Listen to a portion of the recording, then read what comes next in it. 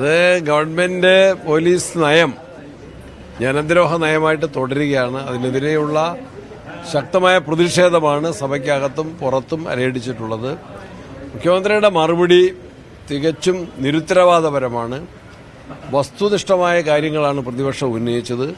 അതിനെ ഖണ്ഡിക്കാനോ അതിന് ഉത്തരം പറയാനോ കഴിഞ്ഞിട്ടില്ല. കുന്നംകുളത്തെ പോലീസിന്റെ ക്രൂരമർദ്ദനം CCTV ദൃശ്യങ്ങൾ കിട്ടിയപ്പോൾ പ്രകടമായിട്ട് ആളുകൾ കണ്ടതാണ്. അതിനുത്തരമില്ല.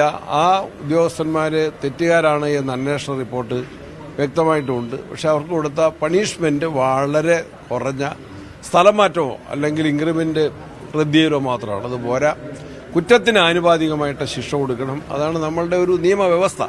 അത് നേടുന്നതും വരെയുള്ള ജനങ്ങളുടെ മുന്നേറ്റവും നിയമപരമായ പോരാട്ടവും കോൺഗ്രസ് പാർട്ടി അല്ലെങ്കിൽ UDF തുടരുക തന്നെ ചെയ്യും.